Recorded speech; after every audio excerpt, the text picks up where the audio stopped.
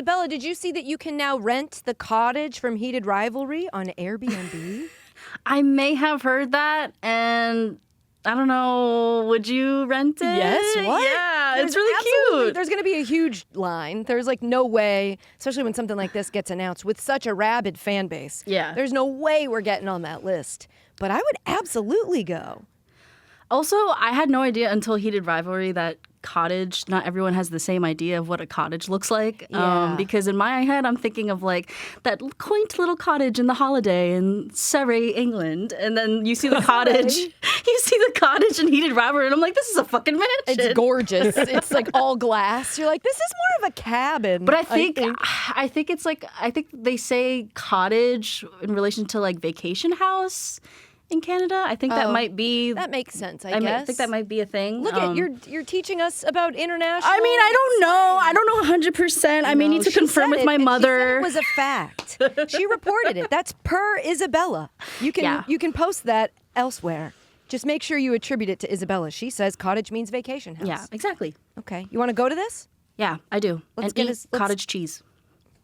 That's right. And that's just cheese you keep at your cottage. Yeah, exactly. Vacation cheese. Yeah!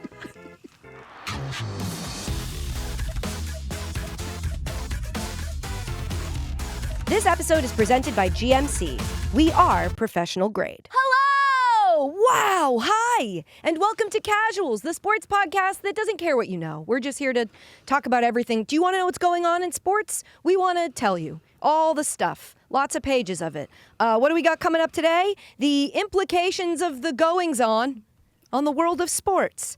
A huge controversy in the U.S. Half Marathon Championship. Shia has LeBeouf with Mike Piazza. And should he have said that out loud? The return of a fan-favorite segment. Projected first overall pick Fernando Mendoza encouraged to get arrested. And we will debate the likelihood of drinking 24 beers, eating 24 tacos, and running 10 miles in a single 24-hour period. I'm Katie Nolan, by the way. I'm the host of the podcast, joined today, as it is Wednesday, if you're watching us on YouTube, youtube.com/Katie Nolan, by my Casualties, the production crew here at SiriusXM. We have Isabella, our sports newbie. Hello. We've got Chris, our editor. Hi. And Brady. Hey, everybody. Sometimes it runs away from me. Sometimes I can't get a hold of it. If you want to get a hold of us, our email is casualswithkatienolan@gmail.com. Our voicemail is 646. What? 646-801-0043. In typical me fashion, you take this away from me and ask me the phone number? I don't know. I barely know the Mad Dog phone number, and I say that every single day. 646-801-0043. On IG and TikTok, we are at Casuals, the podcast. We usually start this pod with something we call the Yap, which is where I take something that I've been noodling on, and I go blah, blah, blah, blah, blah to you about it. Sometimes what the Yap serves as is like a place where we can talk about the stuff I don't want to make these three have to talk about on camera, like intense political situations. And so we're just going to, obviously things have changed since we saw you last, in that there is, what are we legally calling it? Major combat operations? Right? We can't call it war, but there are major Epic Bacon, Operation Epic Bacon, or whatever the hell they named it. Epic Fury. Epic Fury, sorry. Happened in the night on Friday. Operation Lolcat. So that was Friday night Combat in Iran. maxing. Yeah, right. The United States is combat maxing, for sure. We're getting mogged. Fuck. Friday night. And it was in Iran, Israel, and the United States, doing it. We're going to talk about the impact that it has on the sports world, because that's what we do here. We do sports. There is a testing event for the F1's Bahrain Grand Prix that's already been canceled. The new F1 season's starting next weekend, right, in Australia. And after that, they've got races in China and then Japan. 6 weeks from now is the Grand Prix in Bahrain in April. Bahrain, Qatar, and, or are we saying Qatar, sorry? And the United Arab Emirates have all been affected by the strikes, and all of which are set to host an F1 race at some point this season. So it's feeling like those may be in jeopardy. So we'll keep an eye, I guess, on that. Bahrain, if you don't know, is an island just off. It's in the Persian Gulf, and it's just off of like Qatar and Saudi Arabia. So it's like right in that area in the water.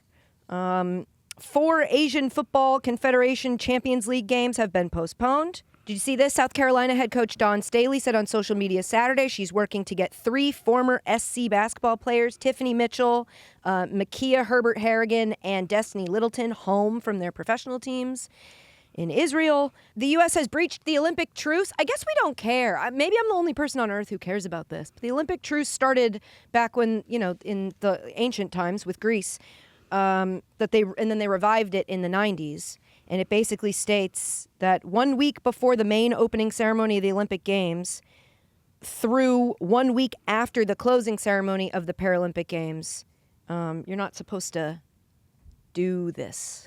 You're not supposed to attack another nation. Originally, it was to keep the host city-state from being attacked and also to make sure that athletes and spectators could travel safely to the games without being in any sort of danger. But it extended to, I don't know, I remember they made a big deal about it when we were kids in the Olympics. And being like, this is a time for peace across the world. And that doesn't matter anymore, I guess, which is interesting because, the United States has violated it before. I believe the strikes in Iraq or Afghanistan may have been in violation of this in the past. But yeah, just pretty cool because the United States hosts the next Olympics in LA. So pretty cool that the Paralympics start this upcoming Friday, right, Chris?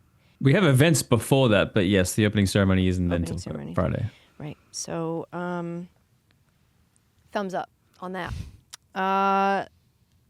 Also, the World Cup. Iran's place in the World Cup now is in doubt. They rank number 20 in the world. FIFA can essentially do whatever they want to replace them.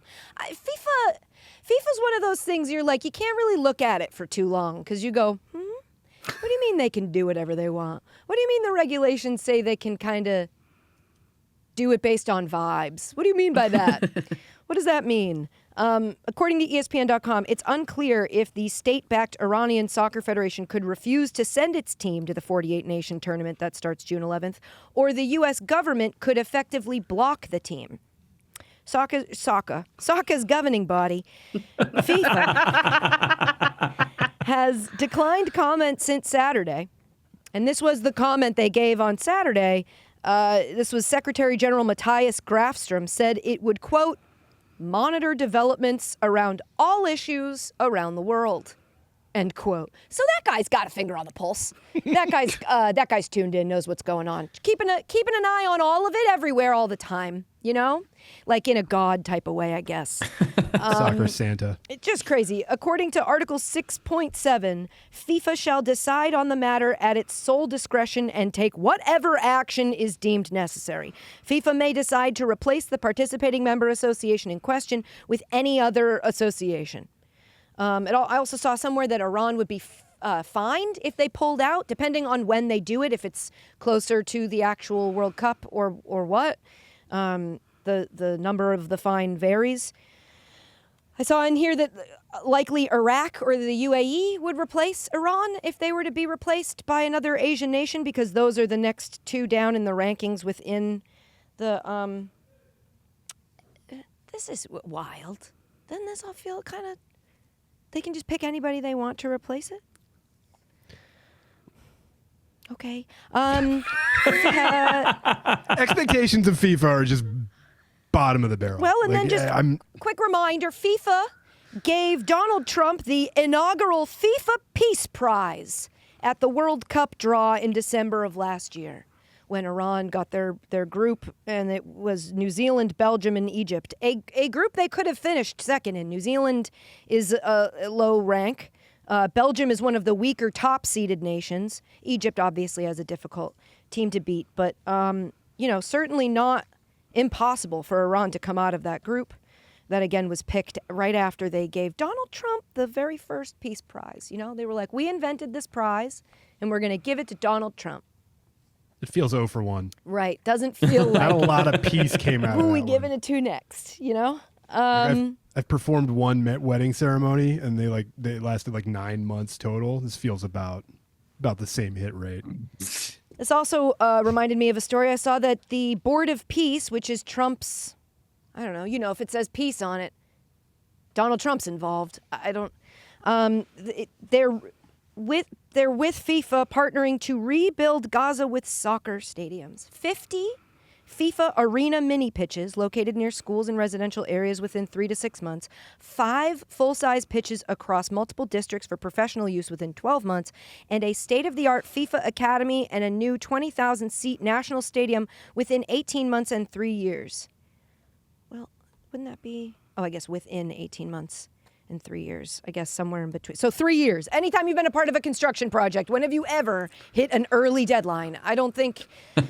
that's ever happened. I also feel like I can't imagine this being top of the list of priorities. They also, I'm looking into it, I couldn't get any sort of confirmation they've worked with any of the federations of Palestine that would be like, hey, we're working on this.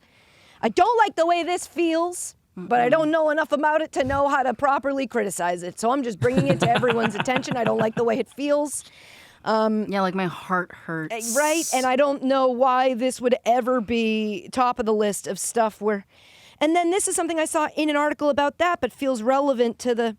In an interview with Sky News on February 2nd, Gianni Infantino, Giant Baby, sorry, it's just the Italian. It's the Italian translation, Giant Baby, who is the head of FIFA, said that implementing a ban on Israel would be a defeat, adding that he will explore the possibility of changing FIFA's statutes to prevent national teams being banned, saying they, quote, should actually never ban any country from playing football because of the acts of their political leaders.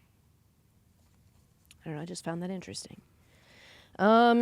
Also, more fun. Sorry, we have a couple more fun things to get into before we go to a break. And the fun thing is that the World Cup here this summer, already a mess because no one's paying for anything. This is per the New York Times. The 5-person civilian board of Foxborough, Massachusetts. It's an 18,000 resident city. Is Foxborough technically a city? I don't even know if it qualifies as a city or a township. It is tiny. Yeah, Foxborough. It is a stadium and some motels. Yeah, well, that's where the hotels. Patriots. Yeah, that's where the Patriots play. It has hotels now, Brady. How dare you? How dare I? The Crafts really built up the area around it. Okay, but outside of Patriot Place itself, is a tiny little town. Yeah, it's very, very small. Again, like I said, 18,000 residents. So they've got a civilian board, and 5 people sit on that board, and they are threatening to withhold the entertainment license for FIFA at Gillette Stadium if no one pays the $7.8 million bill that it will cost for security by March 17th. That's 2 weeks from now. Yeah. Yep. March 17th. It's that's St. Patrick's Day, also known as the day that Tom Brady left us. How I always remember it. Yeah, he announced it as the St. Patrick's Day of the COVID year.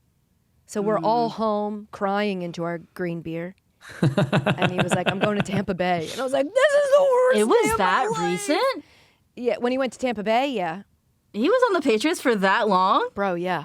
Oh, that's crazy. In my mind, I'm like, oh, he was on there till maybe 2010.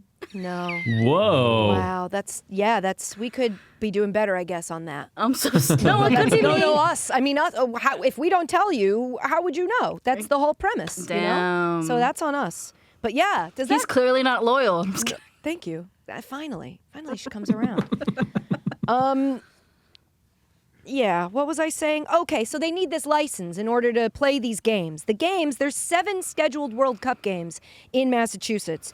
2 for Scotland, 2 for Norway, 1 for England, a quarterfinal. Only 1 game is not mentioned in that, so I don't know what that secret 7th game is. But there are 7 games scheduled there, and if they don't get a license, they won't be able to hold the games there.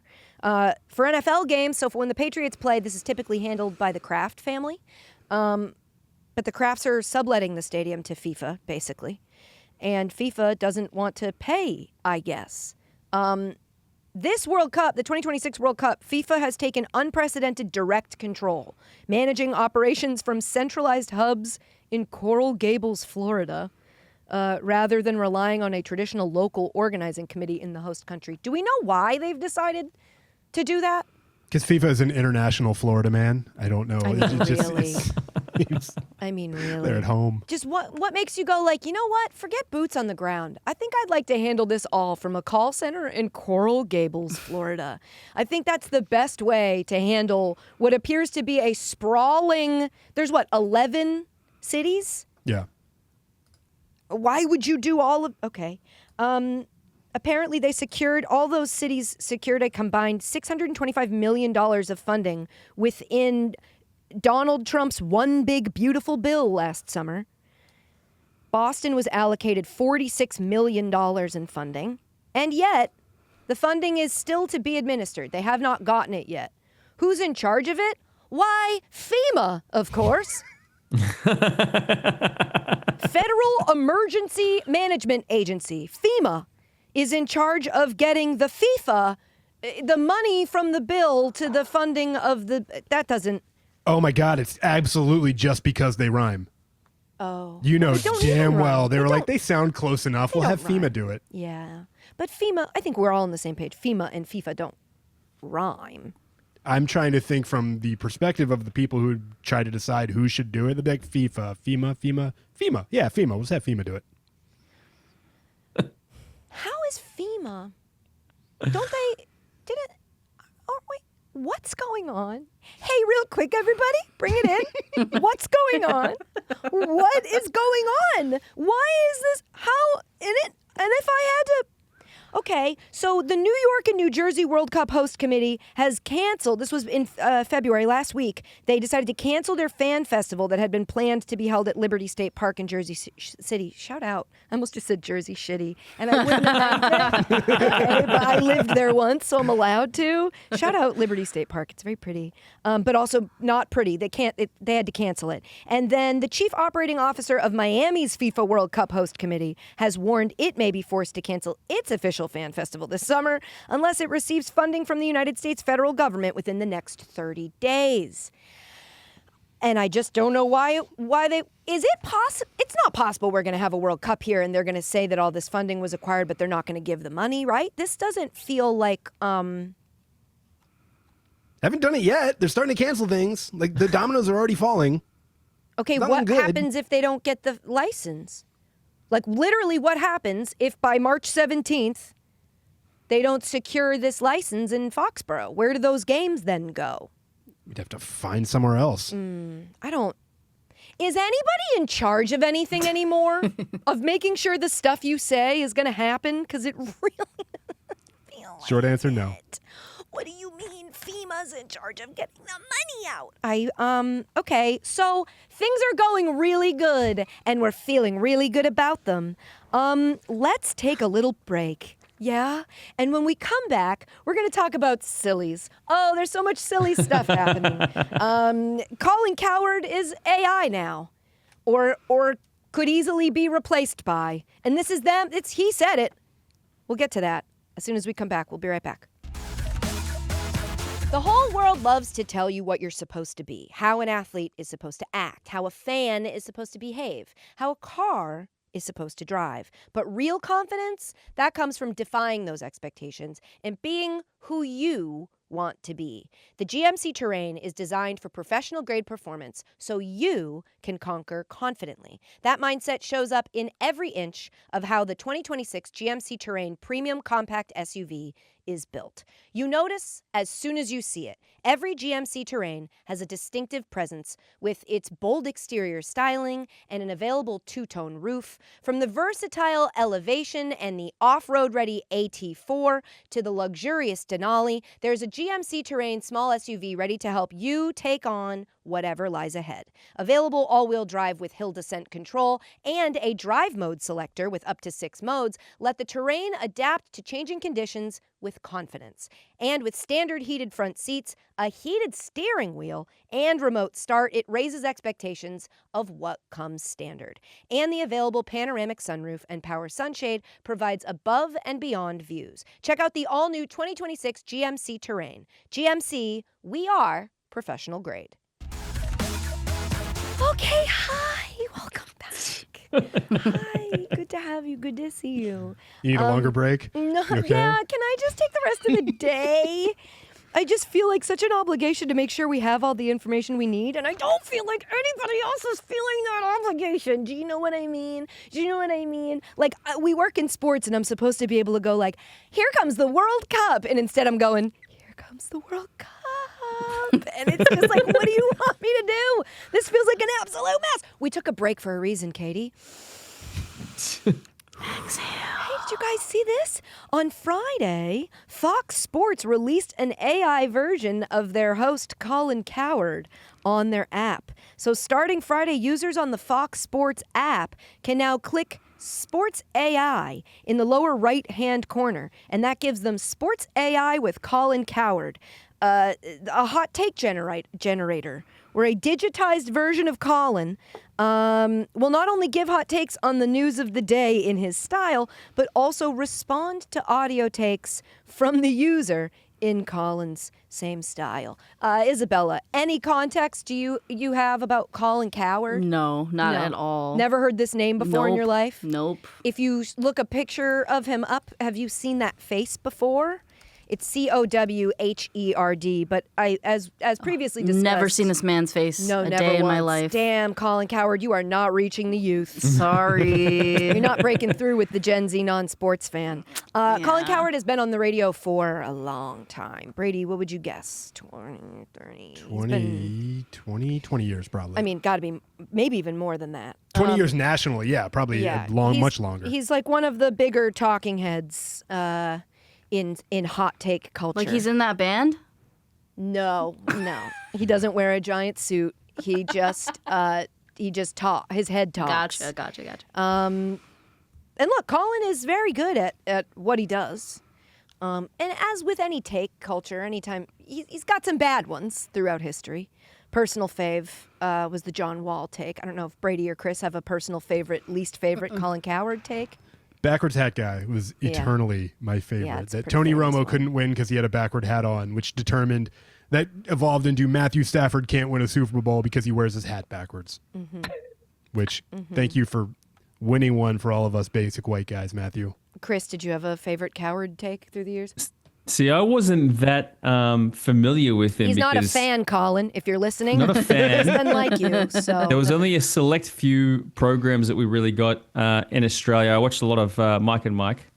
That was the big one Shout for us. out. I don't know how much Colin we got. I think I might have dabbled a little bit when I first moved over here, but he never quite... I dabbled in Colin Yeah, a little just bit. dabbled. I tried it. I didn't love it, Never quite got into him a lot, so I haven't really been exposed to a lot of his takes, I guess, for the best. You know who has? Artificial intelligence.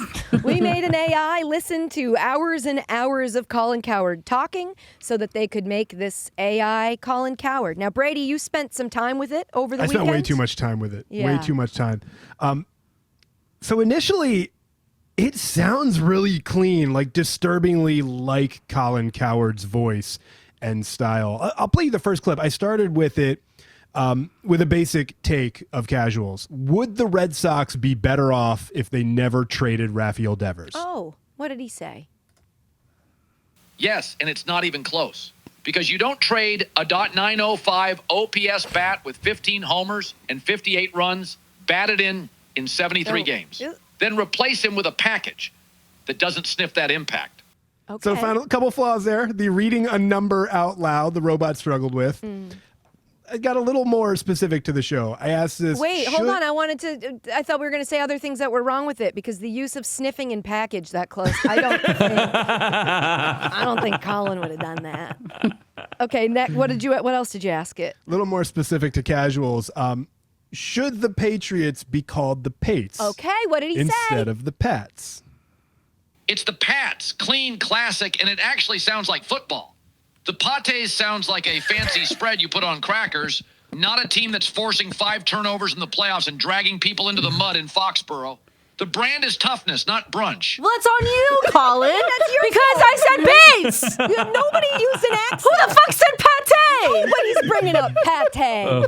What the hell? And what's crazy is you said out loud Pates. Yes, I verbalized. It chose to write down Pates. Oh, that's even more offensive. It's like you didn't even ask it write about pate. That's absurd. Fix it, Fox. Fix it. Fix sports.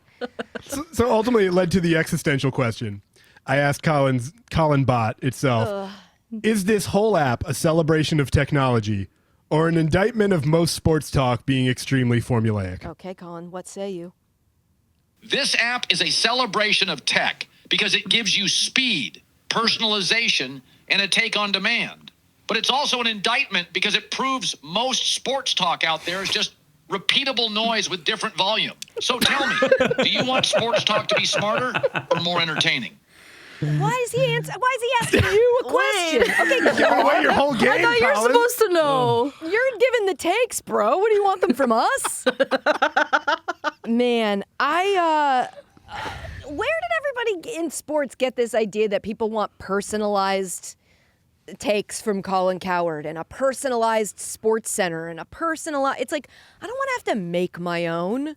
I want them to go, here's the big stuff you need to know, and then give it to me. All of a sudden they're doing this like, personalize your own, so you never have to hear about women's basketball. You're like, what is this? Why is it like this? Who's this for? I think it's for lonely people who want to shout at their phone. No, I think it's for the AI company, and I think it's for, I mean, what did Colin Cowherd have to sign over to say, like, yeah, you can put a fake me in the app? Also, maybe this needs more investigation. Like, what happens if you ask it, like, Colin, women aren't answering my calls. I'm really struggling with the ladies. How can I get a woman to be interested in me? You know, what if you ask it for, like, dating advice? We should try. Do we it. want to test it right now? Can we talk to him live? Joining us now on the show. I mean, we could do that. We could just say we booked Colin Cowherd as our guest. And then every day just interview this. Like, Colin, thanks for being here. Thoughts on FIFA building soccer stadiums in Gaza? Thoughts on the cottage? Did you know you can rent Colin, let's see what you got. Colin, how can I get women to talk to me?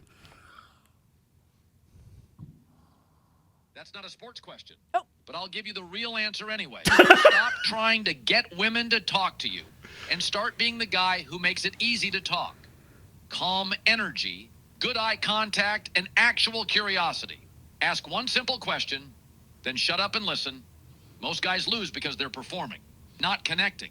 And don't chase the outcome. When you're not desperate for a result, you instantly get more interesting. Quick gut check. Are you struggling more with the approach or keeping the conversation going once it starts?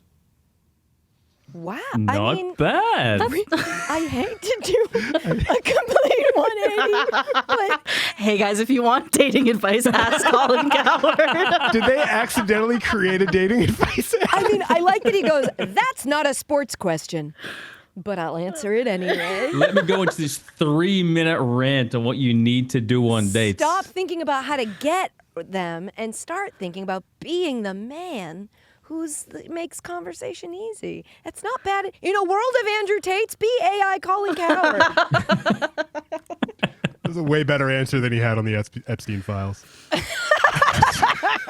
Somewhere there's a database going, this one phone keeps asking about the Epstein files. You think it's just one person doing this? Everyone's gonna be doing it. It is true. Like, releasing any AI version of yourself, it's like they're going to ask you all the worst possible questions. But anyway, I look forward to using that for content for months to come. I think we should hear from AI Colin Cowherd every single episode. If you have a question you'd like to ask him, don't do it on your own time. Email us or call us and leave us a voicemail, and we'll get his answer live on the air. It's a huge get for us. We got Colin Cowherd this week. Let's update the USA hockey of it all. Again, we've talked about this before. The nature of this story is that every day there was a new chapter. I believe because of the timing of how our episodes are released, I really think we missed out on getting to talk about Brady Tkachuk having to address that fake video that the White House Twitter account posted of him being mean to Canada, unfortunately, because that is probably one of the funnier aspects of the story, and we just can't because it was so long ago. But what happened more recently, Saturday night, Jack Hughes, Quinn Hughes, Hillary Knight, and Jacques Hughes and Megyn Keller were all on SNL alongside Connor Storrie from Heated Rivalry. What a talented... Connor Storrie is so talented. His accents, that promo they did, one of the best promos I've seen for SNL, and I've had friends that have hosted recently in a really long time. So shout out to Connor Storrie for that and for this. Do we have the audio of the joke that Hillary Knight made from that monologue? Let's play that. You sure do. Nice. Oh, wow, Hillary, Megan, it's so cool that we're all here. It was going to be just us, but we thought we'd invite the guys too.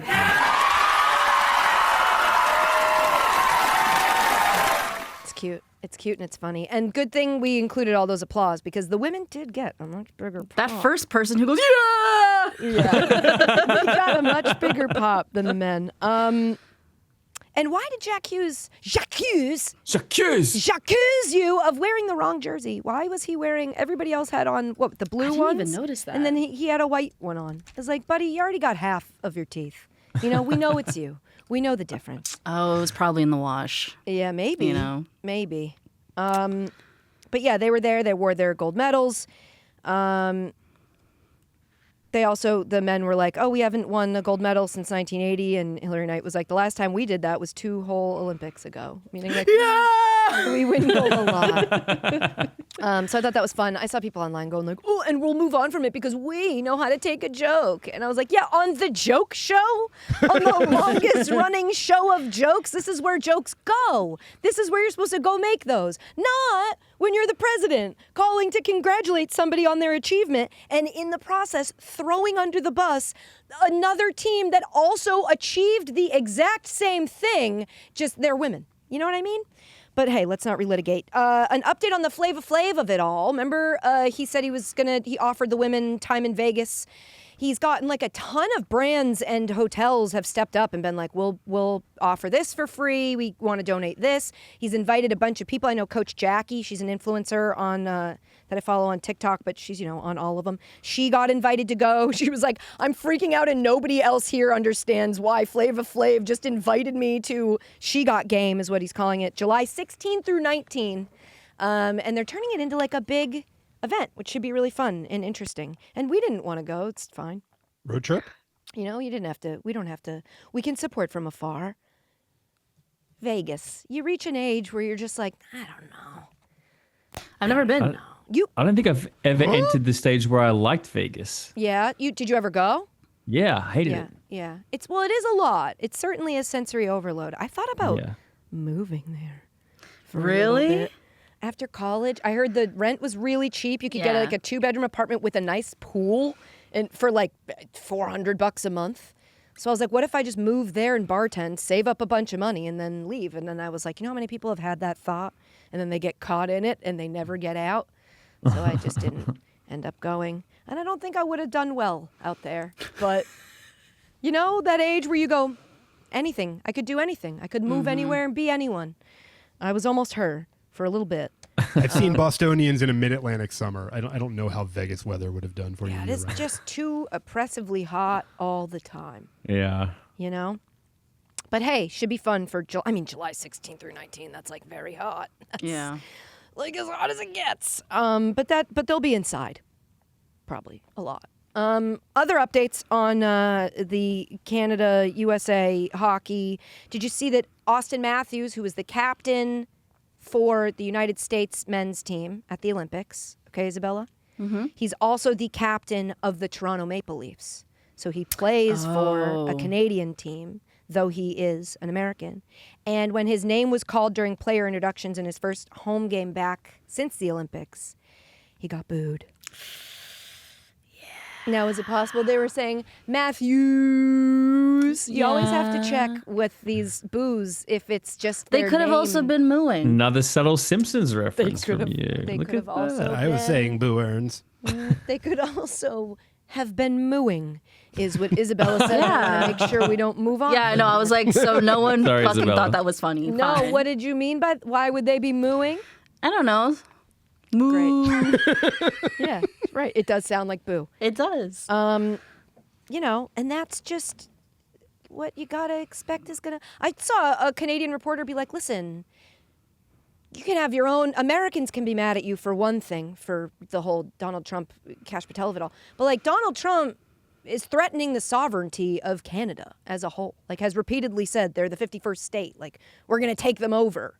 And so to a lot of Canadians, chumming up to that guy it's personal in a different way for them. So this is unsurprising to me.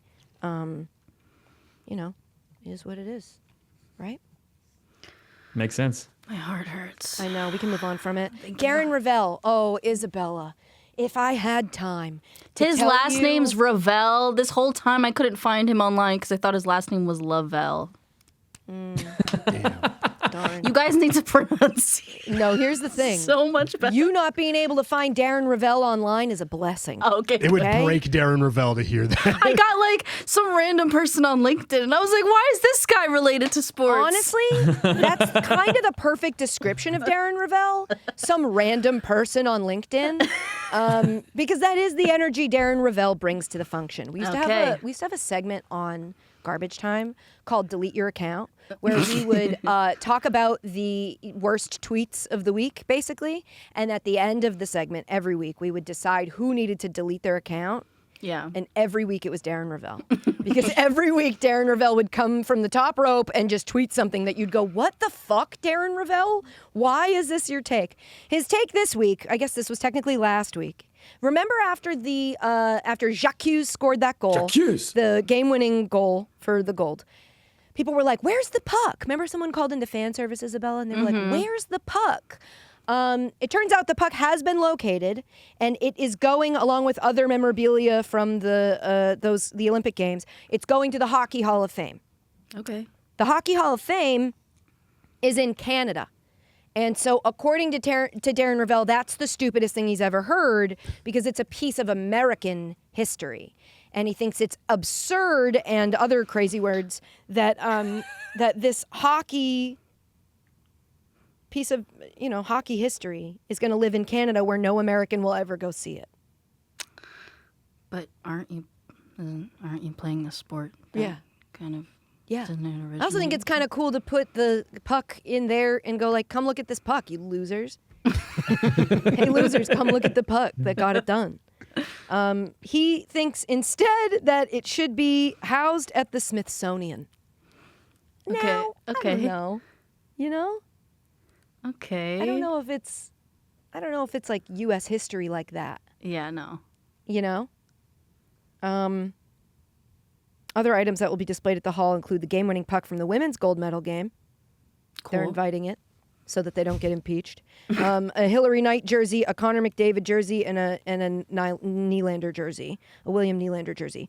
Apparently, an IIHF official collected the puck after the game and gave it to the Hockey Hall of Fame, which is what I thought. It was so weird. Everybody was like, "Where's the puck?" I was like, "Well, I don't know. The people who take it and put it in halls of fame probably took it, and they did." Do you think it's stupid it's in Canada, Isabella? I don't. Great. Moving on. Okay. Take that, Rovell. This is quite a story. Now, if you had asked me, are you guys going to cover the U.S. Half Marathon Championship? I'd say, I don't know, probably not. And then I saw this story and we couldn't not. So the 2026 U.S. Half Marathon Championships were in Atlanta on Sunday. And American runner and race leader Jess McLean, she was ahead by a lot. She had a pretty big lead. And then was taken in the wrong direction by the lead vehicle, which had veered off of the designated route. By the time McLean realized the error, turned back and rejoined the correct course, the race order had shifted dramatically, and she crossed the line in 9th place. Brutal. Quote, I was making my way into what I thought was the final mile of the USATF Half Marathon Championships when I followed a police escort motorcycle, the official lead vehicle, and a media motorcycle off course for about 1,000 meters. McLean shared on Instagram post-race. I had to come to a stop, make a tight and complete U-turn, and run back onto course as a national championship title and a world team spot slipped away. The outcome carried significant consequences because, along with being en route to capture her first national title, McLean would also have secured an automatic berth to the 2026 World Road Running Championships in Copenhagen. Ninth place official finish also meant missing $20,000 first place prize awarded to the national champion. I would be so upset. I would be so pissed. There's no kind of like, I don't know. Well, so after the race, they filed protests with the USATF, which is USA Track and Field. Mm-hmm. They challenged the result. The protests were denied. Then they appealed it. And in a statement, USATF said the appeals jury found that, quote, the event did not meet USATF Rule 243. The course was not adequately marked at the point of misdirection. However, they also concluded there was, quote, no recourse within the USATF rulebook to alter the result's order of finish. So everything stands the way it is. Bro, what's the point of a lead vehicle if you're not going to lead me?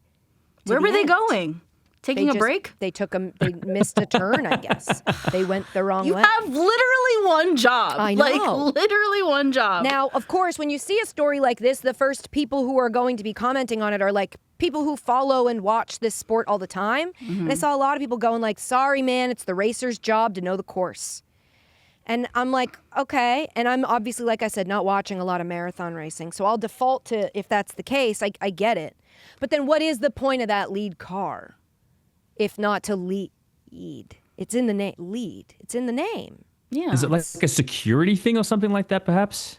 Meaning what? Is that why it's there?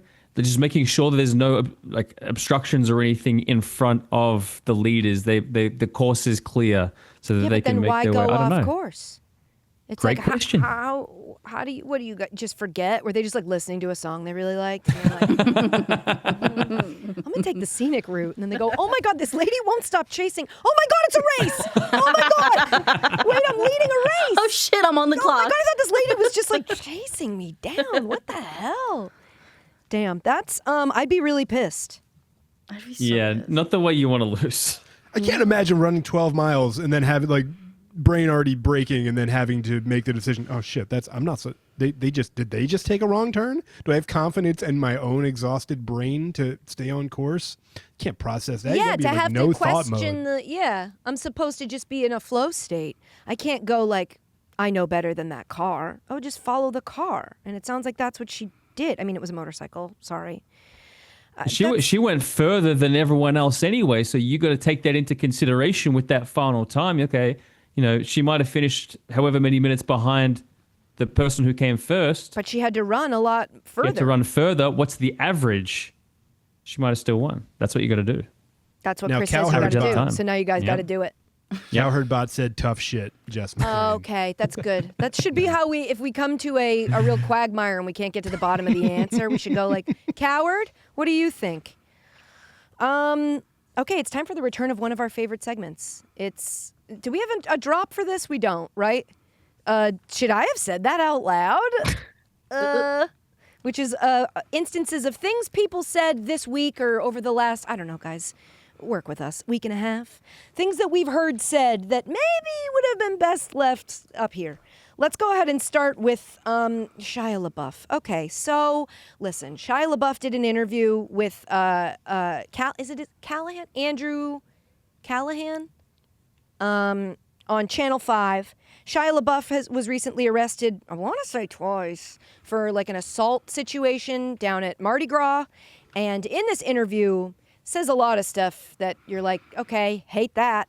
But for the sake of sports, there is buried in this fever dream of an interaction, there's one soundbite in regards to Mike Piazza, former MLB catcher.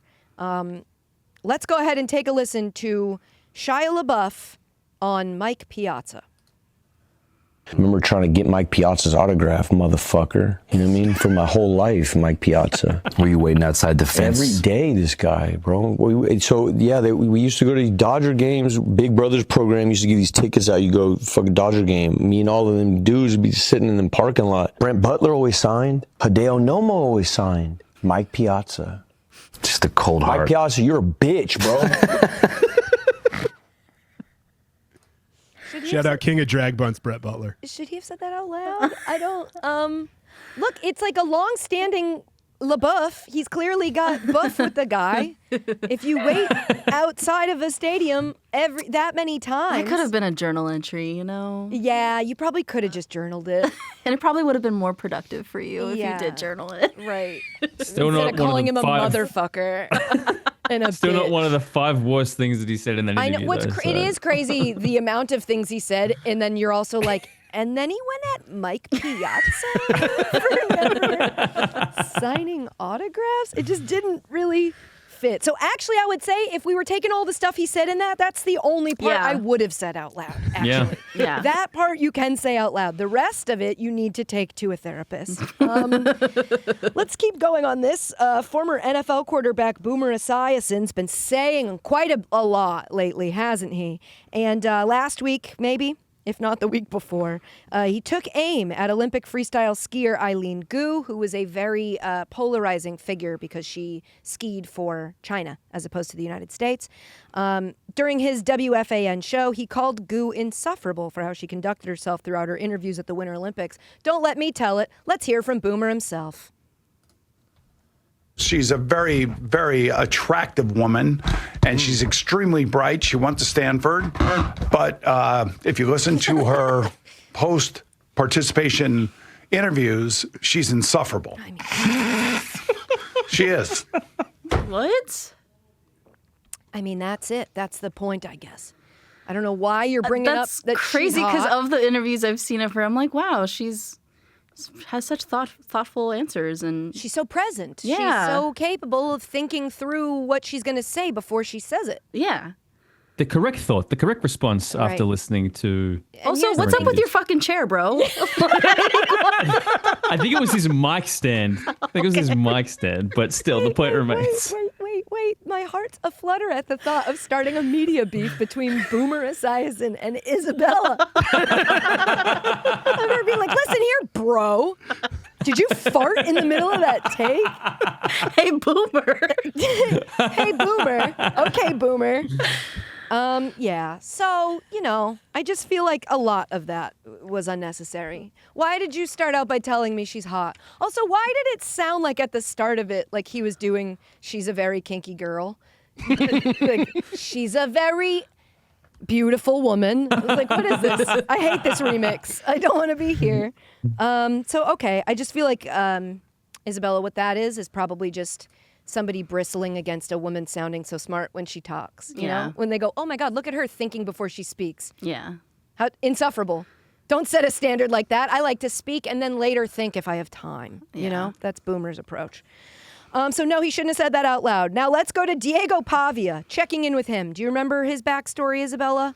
Yeah, he's a college player, right? Mm-hmm. And he said that he was like 6 foot, but he's not. Yeah. He lied about his height. He also, remember when What's-His-Face was on the sideline, he said he could date his mom? Oh, Theo Vaughn. Yeah. And he was the one that kept trying to get with Tate McRae, right? Maybe, yes. And he's also the one that when Fernando Mendoza won the Heisman, Diego Pavia went to the club and screamed, fuck all the haters, while wearing his turtleneck and chain. Or fuck all the voters. Fuck all the voters. Yeah. Not the haters, the voters. No, the haters were fine. Even the ones who voted for him. At the draft combine, former Vanderbilt quarterback Diego Pavia was asked if he believes there are misconceptions regarding his personality. Here's what he said. One thing about me is I don't care what people think about me. I think that just comes from, God has a plan for me regardless. But the way the media is they're supposed to put out, clickbait and things like that. That's how people get views and that's how people make money. I understand that. Do you? It's like when you make a point that's like, yeah, I guess, but that's not why this is happening to you. This is the way that he is. I don't care what people think about me. I don't think there's any sentence that is ever said more often by people who feel exactly the opposite way. So true. Like, I want everyone to know. Everyone needs to know that I don't care what they think about me. I don't care what they think about me, but fuck the voters. It's like they're paid to tell you what they, or not paid, but enlisted to tell you what they think about you, and it really bothered you. So we're not buying this at all. Is anyone do you guys like? Are you back in on him? Out. No. At the combine, did they measure him? How tall is he? 5'10" even, which actually gave him an extra 1/8 of an inch over his Senior Bowl measurement. It's still 2 inches shorter than he claimed he was for his entire career. It but is he's still growing. Sure. He's a growing boy. He's a growing boy. Drink your milk. I thought you had said earlier that it was 5'8", and I was like, you cannot at 5'8" round up to 6. You just can't. But 5'10", you still can't. Okay, but I just want you to know it's okay to be 5'10". It's okay to be It's okay to be 5'10". 5'6", 5'7", 5'8", whatever it is. 5'5", I'll even say. I don't even Lower than what care. Isabella said. Hey, I'm not trying to say. 5'4". It's okay to be whatever. Be 5 all right. feet. No, one of you set a limit, and the other one's still going. Isabella's like, please, let's not go any lower. It's not okay. But just be how tall you are. Nothing makes you seem smaller than lying about how tall you are. Because then when I find out how tall you really are, I'm subtracting 2 to 3 inches from that anyway. And then I have a bonus because this one has no audio. And the point of this segment is that we play audio that people said out loud, right? But there is a quote, and it does fit the conceit, which is, should I have said this out loud? Tage Thompson from the Buffalo Sabres hockey team. It's okay if you don't know that. Was interviewed. He was asked by Matthew Fairburn, who is the Sabres reporter for The Athletic. They were talking about the Olympic victory and Team USA, which Tage Thompson plays for, and the celebrations afterwards. Now, when asked about their trip to the White House, Tage Thompson said, "Everyone in that locker room is a patriot. We love the country. Anytime you put on that jersey, it's the best feeling in the world. Presenting your country and playing for the men and women who fought and served for your country. We get to enjoy such great lives here, and it's because of those men and women. I couldn't be more proud to be an American and do it with the group of guys that we had. Obviously, going to the White House is such an honor. It was a very cool experience and something that I'll probably never get to do again." What? Now, for context, Isabella, when you context. win a championship, when you win something at the end of the season, if they were to win the Stanley Cup, that team is often invited to the White House. Yeah. Just like if you win the Super Bowl, they invite the team to the White House. And so Tage Thompson, at the end of his little Patriot rap, said, I'll probably never get to do it again. Which is like, you can't say that. The Sabres have never won a Stanley Cup. I mean, I think that part felt almost like born into us. There's like no, that's innate knowledge as a human. You just know that Buffalo didn't do it, you know? But yeah, Isabella, it should be mentioned, but they haven't ever had the postseason success they need. And then he's like, I'm just being honest. He's like, listen, I got to go with the national team because when else am I going to go? Am I right? These guys. I just love that. I thought it was great. Okay, should I have said that out loud? Slate. More combine news. I know you're dying for it. First is I just want to say, because we told you last week that they're no longer doing those NFLPA report cards because the NFL filed a grievance and they won that grievance. Kaylin Kaler from ESPN said, F your grievance. I'm going to publish them anyway. She got the results of the NFLPA survey of the players and published the results. So if you're interested in how your team did, you can go find them. Just search on the internet. And AI Colin Cowherd will pop up like the little paperclip on Microsoft Word, and he'll hold your hand and take you right to the results. The biggest news headlines from them: the Miami Dolphins ranked first again. That's the third year running. They've ranked first overall by the NFLPA. The Pittsburgh Steelers ranked dead last for the very first time, number 32. They've been doing this survey for 4 years. This is the first time that's ever happened for Pittsburgh. They got low marks, especially for facilities. And Art Rooney's ranking last for willingness to invest in facilities, and the Steelers' locker room, which also received a failing grade. So, not good. And Penisy Penis got a B. That's a crazy sentence. Yeah, I know. Can I just say there's a variable here that wherever Aaron Rodgers has gotten an F for the last 3 years? Huh. He was with the Jets, he left, and their grades went up, and now the Steelers are dead last. Huh. Interesting. Whoa. Are you implying that Aaron Rodgers is a harsh grader, so when asked, he's just giving Fs across the board? Or he's just tanking the vibe wherever he goes. Yeah. That locker room. Everyone just hates it. Yeah. Anyway, Penisy Does this Penis. mean, now that Penisy Penis got given a B. Do these cards become public again? Is he going to take back his It's funny complaint? if you get something. I mean, we're assuming. I mean, Woody Johnson probably had a hand in it, but we don't actually really know, do we? It was him. It is funny if you're like, no one's allowed to see these, and then they're like, okay, this one says you're super hot and everybody loves you, and then you go like, well, we could probably Maybe this one. We'll just put out one more, and then we'll be done after this one. Let this be the very, very last one. So yeah, you got an F in 2025 and a B in 2026. And then also out of the combine, Fernando Mendoza. We've talked about him a lot. He's that heckin' football player who won the national championship and is projected to go first overall in the draft, which is coming up in April.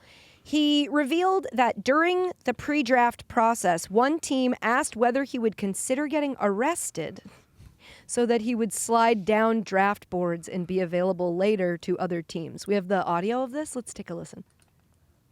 What was the one most bizarre question you got? It was, hey, maybe you should get arrested. And I was like, I was a little confused, but then I was like, the slide. So hopefully I don't get arrested. I don't get that one. So you can slide in the draft. Can you tell us who said that? It was not one of the teams I had a formal interview with, so I'm not gonna. I don't want to expose the team. I'm so confused because were they joking? He said, like, what's the craziest question? She asked what the best question was or whatever, and he said that I should get arrested. Now, that's not a question. That's a command. Willing to get arrested? Have you thought about getting arrested? But they said, you should get arrested. And I could see me being a dickhead working for a team and going like, hey, can you get arrested so that you don't have to go to Vegas and instead can come to my team? But do we think this is like real? Even if it's not, it's an insane thing to ask. These are all job interviews. It's an insane thing to ask somebody.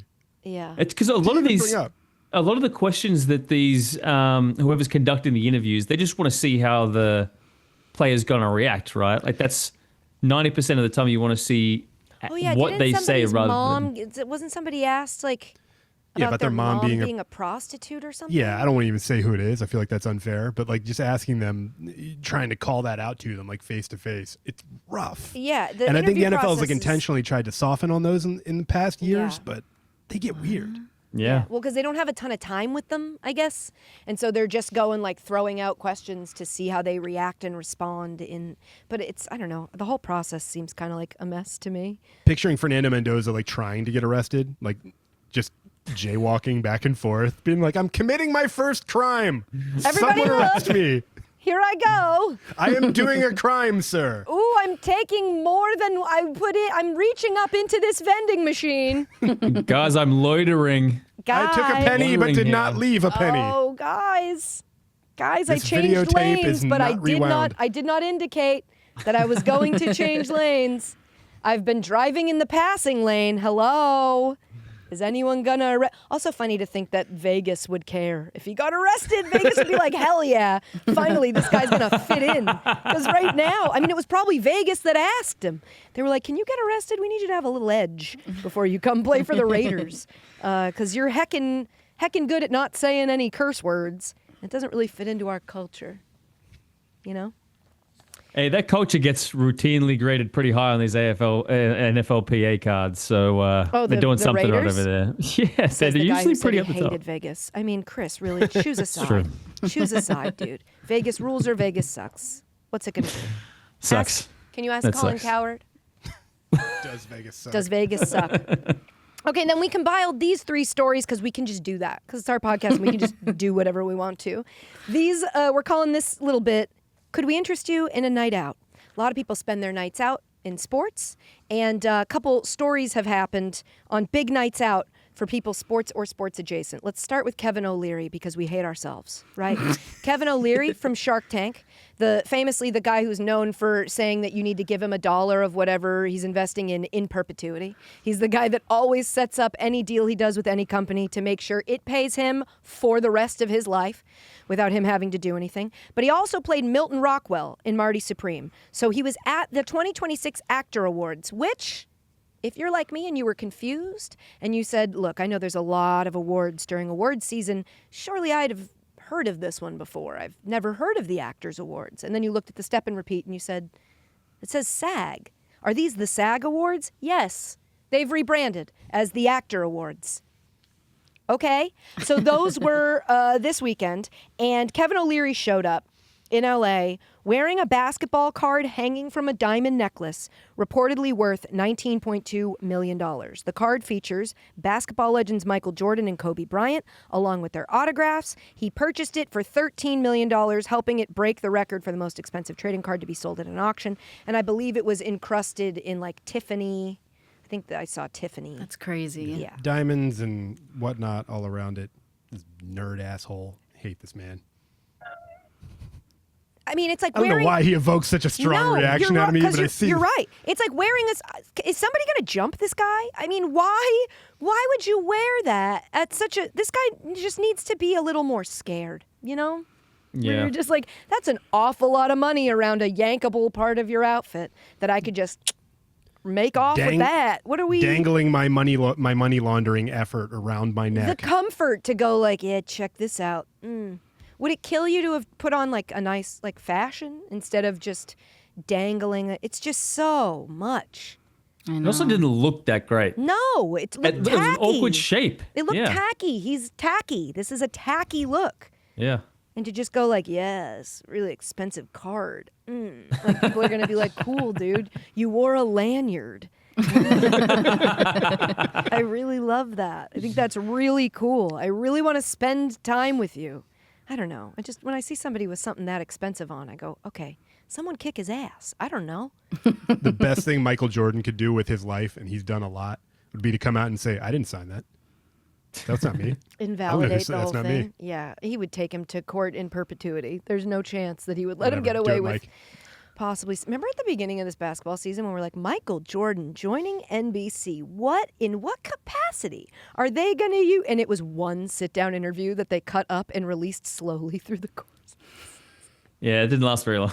Remember when we all thought he was going to maybe be we were like, whoa, is he going to do like play-by-play? Is he going to be a studio analyst? No, he's going to sit down with Mike Tirico one time, and they're going to cut it up 8 different times, and then just slowly trickle this interview to us throughout it's just very funny. Many people have noted that we've heard him interviewed on Fox a whole lot more over the past couple of weeks because of all his NASCAR success. Which we should mention. I haven't heard on the NBC. Who's the racer? What's the racer? Tyler Reddick. Yeah, Tyler Reddick has won the first 3 NASCAR races of the season, and he races for Michael Jordan's. Yeah, so this is huge. It's like a big deal. Yeah, first guy to ever win the first 3 races of the year. Yeah, awesome. Cool. Fantastic. Back to the night out thing that we were in the middle of doing. The Detroit Pistons on Friday, a game between the Pistons and the Cleveland Cavaliers, was delayed roughly 13 minutes after an arena horn short-circuited and couldn't be turned off.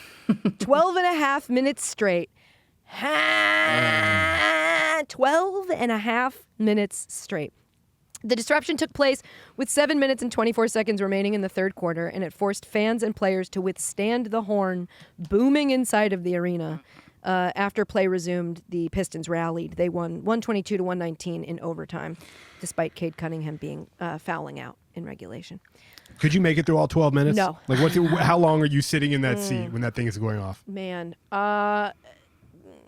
I think I would pretty early recognize it was time to go to the bathroom, because once you're 7 minutes in, I think a wave of people would go like, I'm going to go to the bathroom. And then you'd be stuck in a line. And I don't want to be in a line listening to a horn. So I feel like pretty shortly after it was decided that the thing was stuck, I'd go, I'm going to duck out real quick. I think when something like this happens, they should have a rule like how they do in baseball, where we were saying like if someone's like losing really badly, it's just a mandatory like loss. Yeah. So if your stadium is fucking up for that long, you lose. You lose. Wow. Forfeit. You forfeit the game. You got to give everyone free drinks or free food. Yeah. There needs to be some sort of compensation. Yeah. I need to be compensated for my time. Yeah. The whole time that the siren is blaring, everyone can just go to the beer machine and just pour for all. You want to do a purge? You want to do a concessions purge? The entire 12 and a half minutes that it's going on. Perpetuity? For the duration of the horn blaring. Damn, that would actually, I'd be down for that as a promotion.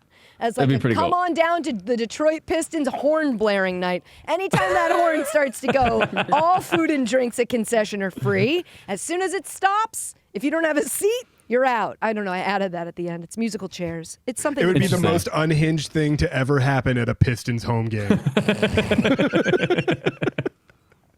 It's not fair to tell jokes that Isabella won't understand. Brady. No, we've shown her this, haven't we? Oh, yeah, we did. We showed you. We did show her the Malice at the Palace. Oh, that was the showed her. Pistons. Yeah. She almost asked her on our test about it. That's right. I We showed her, remember. it's like, here's the one thing they Ron, asked our us not test to is ask. coming today. She goes, oh, from Malice at the... Whatever. No. Okay, speaking of promotion nights, the Atlanta Hawks just announced one. They are paying tribute to Atlanta's famed strip club Magic City on March 16th by offering the club's famous lemon pepper wings. Sick. Along with music and exclusive merchandise. T.I. will perform at halftime, and the team says the dancers will not be part of the festivities. What? The one thing. Well, the wings would be two. One of the two things. Yeah, but this isn't a wing place with hot women at it. It's a hot women place with wings. What? So it's like if you're doing a Magic City night. I don't like that. Why aren't you just letting them do the I don't know, a pregame dance? Or I mean, they don't have to take their clothes off. They can. Yeah, just have. You're saying it's optional? To take their clothes off. Yeah, I don't like this. Have a good time. Just let them dance. Yeah. The fuck? The fuck? Our horn night is so much better than this. I know. Well, okay, so then to me, it's not really Magic. This is not a night I'm interested in. Yeah, I mean, look, I'll take the wings, I'll take the merch, but get the Midnight Ballerinas involved. Yeah. Why aren't they being invited? They should at least get free tickets to the game. If the Hawks will give them free tickets to the game, then that's fine by me. I feel confident that plenty of Hawks give them free tickets to the game. That's different. I want the team to give them free tickets to the game, okay? If you're going to profit off of their brand, they built that on their backs. Their necks and their backs. And then the other two parts of that song. You know what I mean? God, disrespectful. How many meetings do you think they had to go through to get that approved? How many do you think the Atlanta had to be like, listen, hear me out. Magic City night. Now I know what you're thinking. I'm just picturing the meeting of them pitching Magic City night. 10 years. I'm guessing 10 years. They've been trying to get this thing through. It's been held up in paperwork They started for 10 pre-COVID. years. Yeah, they started when the lemon pepper wing situation with Lou Williams happened. That's when they started. Side note, lemon pepper wings are really delicious. good. Absolutely really, delicious. Really They just are secondary to the other meat, the other breast meat that is available at Magic City, in my opinion. Okay, so that was our fun little segment called Can We Interest You in a Night Out?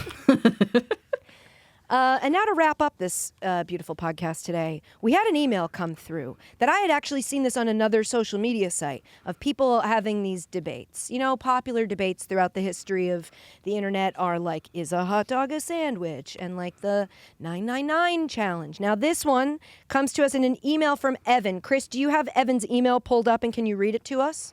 I do. Evan says, hi, Katie and the Casualties.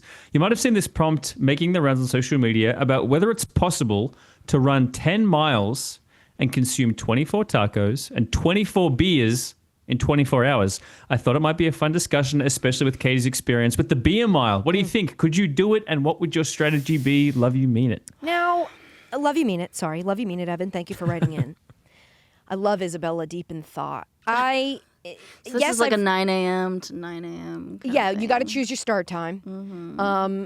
For me, the clock is going to start as soon as I start running my 10 miles. I'm going to run the 10 miles first. Or maybe I would eat a taco or two first and then run. Like wake up, eat the taco, then run my 10 miles. Then I'm going to eat as much as I would need to in tacos after that. So I think I could probably do like 4 or 5 after having run 10 miles. And I could probably, because I'm not drinking any beer before I run. It's just not going to happen. As my experience running the beer mile, the hardest part is the sloshing. You do not anticipate that when you're, because the beer mile is you run a quarter of a mile and then you chug a beer. You run a quarter of a mile, you chug a beer, you run a quarter, and you keep doing that. And it's as soon as the chugging was over and you'd start running, it was like burp city. And like you could feel the like, blop, blop, blop. And so I'm not drinking the beer until the running has finished, and I'm getting the running out of the way early. And then, firstly, how long do you think it'll take you to run the 10 miles? Okay, so I'm going to say if I'm doing a 5-minute mile, giving myself plenty of time, then 10 miles would take what, 50 minutes? That's really good. That's incredibly ambitious. Right. So we'll say I'll do a 10-minute mile, and it'll take 100 minutes. And am I doing this math right? Probably so about 2 hours, almost right. 2 hours. It's going to take me a long accurate, time. Yeah. I would definitely run. I would do the 10 miles first, or you know what I might do? Break it up into basically 2 days of doing the same thing. 5 miles one day, 5 miles the next. Yeah, do like 5 miles, have some tacos and beers. Then the next day, give myself some like 5 hours to sleep, and then run another 5 miles. I did think about putting a nap in here. Yeah. I do think that might help in terms of like resetting your... For me, the hardest part is breaking up the beers. Yeah. That's really hard. 24 beers in 24 hours is like borderline alcohol poisoning? I'm not sure I could do that. Yeah. With kids and having to be responsible for them and all. I would say, of these 3 feats, there are 2 I've definitely done in my life. I've never run 10 miles. That looks like the big challenge there. Yeah, 24 I think if I beers can in walk, 24 we're hours in a good place. is a lot. That's... I feel like I would have to separate eating the tacos and the beer too, because the beer is so filling. So like I wouldn't be able, you know what I mean? I'm talking crazy. The tacos and the beer going together like... Now, did they specify the size of a beer? I was worried about the type of the beer. Like if we're talking like Bud Lights. You weren't allowed, for the beer mile, I don't think we were allowed to use a light beer.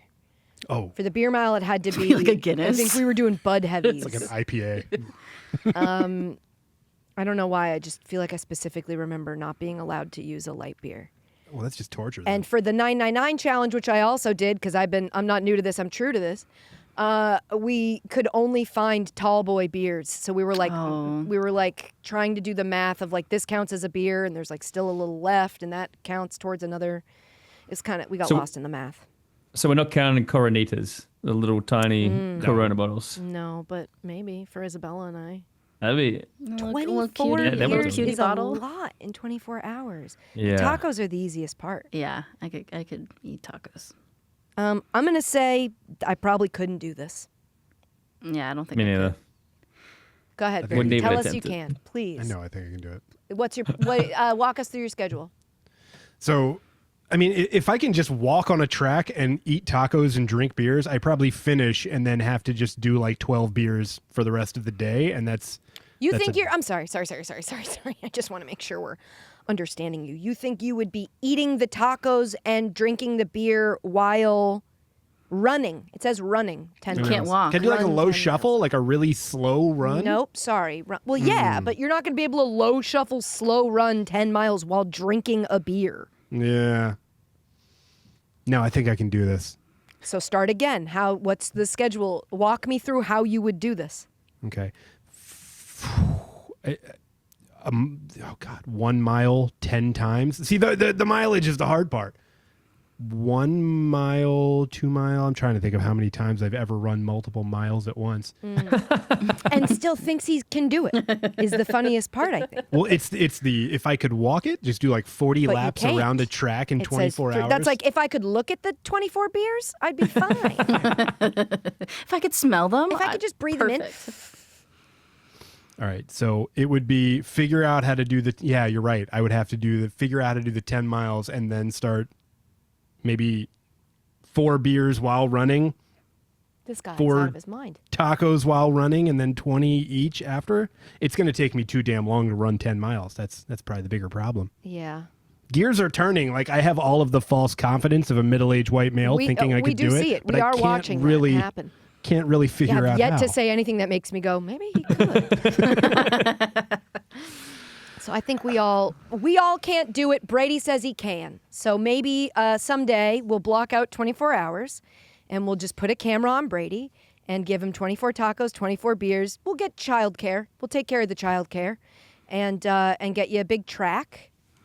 And we'll just watch. That would be great content for me. That essentially makes you Mr. Beast. Congratulations. Thank you so much. I'm locking you in a supermarket, and let's see how long you can survive. All right. So 3 of us are honest with ourselves, and then Brady's here. Let's go ahead and take a quick break. When we come back, Chris is going to do us all a favor and tell us what we can watch if we want to watch some sports this week. This is Casuals, and we'll be right back. Welcome back. It's the end of the first episode of the week of Casuals. Don't forget, we drop every Tuesday and Thursday on all audio platforms, and the video drops on Wednesday and Friday on youtube.com/Katie Nolan. Before you tell us, Chris, what we can watch if we want to watch sports this week, I want to role reversal really quickly. Ooh. Because we got an email that I'm going to read to you. Wow, okay. From Christian. He said, howdy Casualties. I was listening this week and Chris mentioned the St. Mary's Gonzaga rivalry game as something to watch. I'm a St. Mary's alum, so this made me super excited to hear. Well, as St. Mary's won the final official WCC matchup, I think you should declare SMC as the official winner of the rivalry by saying God is a Gale on the pod, our official slogan. Thank you for what y'all do. P.S. Chris wasn't joking about it being one of the best rivalries in sports. When I was in college, I worked in athletics taking in-game stats. So when we beat the Zags at home in my junior year, I got a front row seat to watch the fans storm the court and trample a lady. Oh. Shit was intense. Jesus. Oh, and the woman was mostly okay, just a sprained ankle. Okay, good to know. Of course. So that's good. Thank you, Christian. And then, Chris, did you want to say the thing you God is a Gale. Yeah, you've always been. Yep. You've been saying that. I've been saying that since 2009 when I Yeah. first became a St. Mary's Gales fan. That's right. Okay, now that that's out of the way, what can we watch this week if we want to watch some sports? The first thing, I'm going to start from the number 3 here because I got these in the wrong order. We're going to start off with the She Believes Cup. Oh, She USA Believes. is playing against Canada Whoa. in the She Believes Cup. It's going to be spicy. Whoa. That's on Wednesday, March 4th at 6:45 p.m. Eastern. You can watch that on TNT. Now, USA beat Argentina in their first match 2-0. Although, bad news for US, Trinity Rodman left the game with a back injury in the final 2 minutes. Aww. She's been dealing with back injuries throughout her entire career. We don't know her status as of recording this as to whether she'll be available for that match against But Canada. we do know she was very pissed about being taken down and injured in her back. So keep an eye on that. But Wednesday, March 4th, 6:45 Eastern on TNT, we can watch She Believes Cup, USA versus Canada. Have those two nations met up in anything big recently? Maybe. Okay, what else? The second thing, the thing that I'm the most excited about watching this week, the AFL season. Australian football is coming back this week. The first game of the season will be Thursday, March 5th at a delicious 3:30 a.m. Eastern. You can watch this game on watchafl.com with a subscription. Oh. That's Carlton against Sydney. Our Carlton Blues against the Sydney Swans. Jagger Smith, he's in line to debut for Carlton. Nice. After a year on the sidelines. I'm sorry to say Orazio Fantasia is no longer on What do you mean? Carlton. At the end of last season, Where so is he he will not be now? playing. Not playing anywhere. Not quite good enough anymore, unfortunately, Orazio. Fantasia? He had a good career. He had a long career, injury-plagued career. And it just got to the stage where his body wasn't able to hold up to the rigors of an AFL season, so he is no longer on a list. Oh, man. But we still were got Jagger. the biggest Fantasia fan podcast out there, I think. But now he can be the biggest Jagger Smith I had fan just finished podcast. my Were we costume not? of a broom, of a dancing Damn, sentient you can still use it. I was going to go to the games and Dun, unfortunate. dun, dun, dun. Okay. What So else? that's going to be big. Oh, I got a quick email Okay. from Ben, if I may, about Ben. this, who's also very excited about the AFL season beginning up.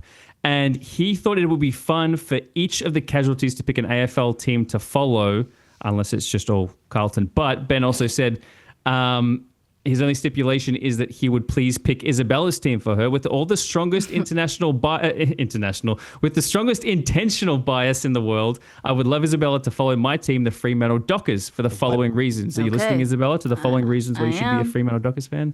They are the only team in the league to wear predominantly purple. Nice. Okay. Fremantle have been in the AFL for 30 years now and have never won a premiership and have only reached the grand final once in their history, meaning if you jump on board now, you'll be part of the celebrations of the inevitable first premiership, which is going to happen within the next few years, I promise. All right. He promises. He And promises last a but premiership. certainly not least, Fremantle's captain is Alex Pearce, an incredibly rare specimen of football player in that he is well-spoken, progressive, thoughtful, supports multiple worthy causes, is an Indigenous First Nations Australian, which is also rare for a club captain. Nice. And not to mention, he is a gorgeous 6'7" hunk of muscle with magnificent godlike hair. What's his name again? Not wrong. Alex Pearce, Pearce. That is some flow. Oh, shoot. I don't want to. Alex. Oh, wow. Yeah. No, it's fine. It is what you said. Out of respect for it is what you said.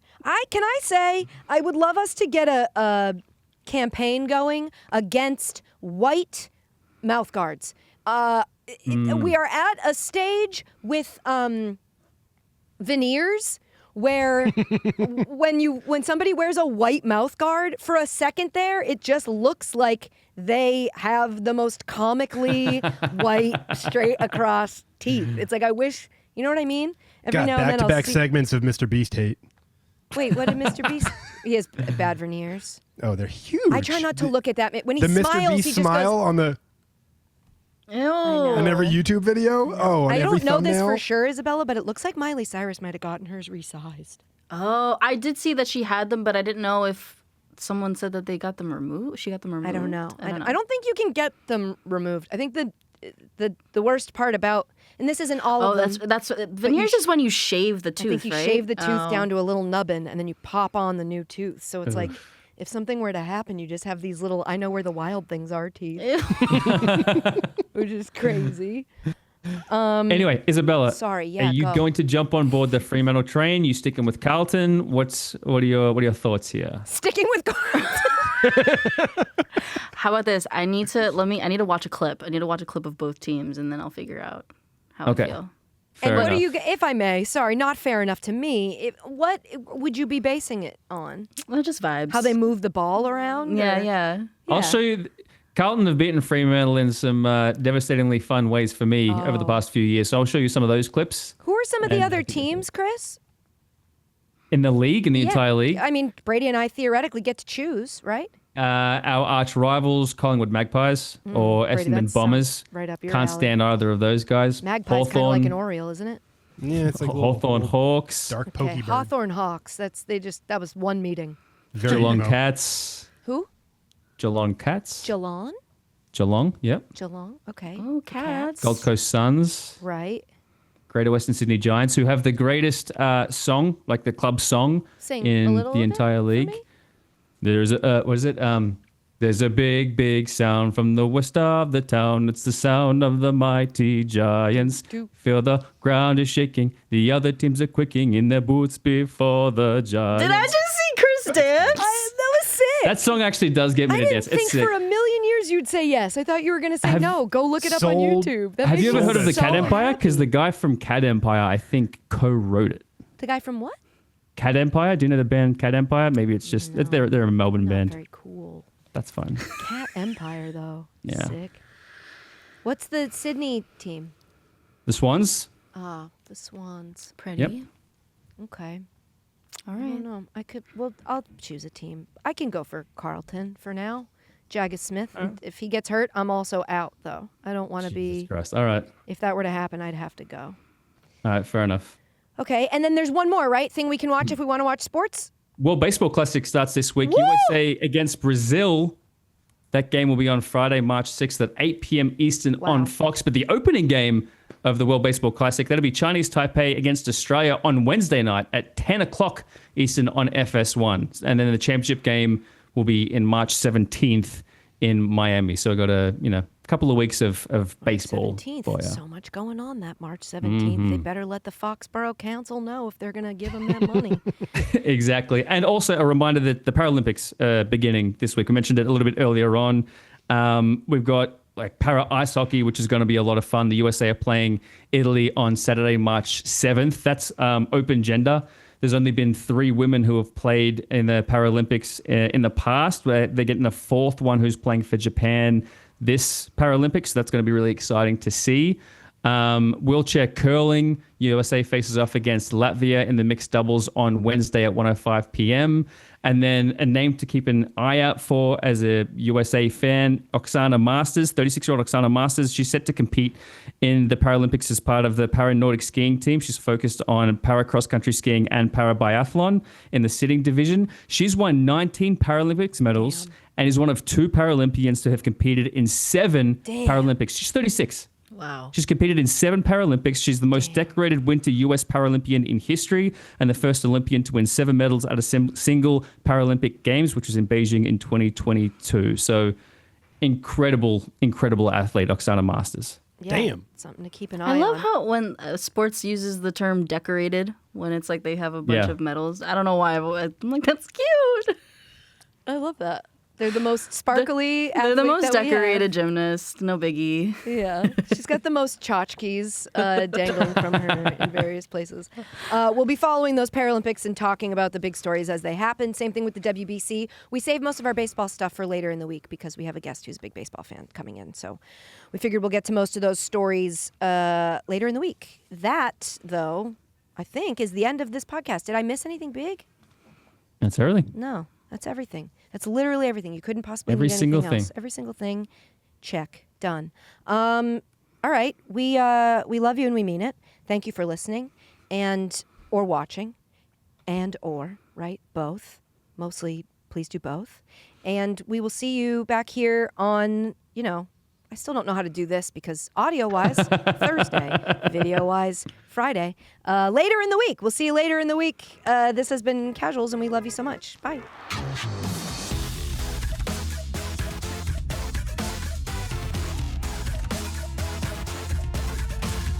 This episode is presented by GMC. We are professional grade.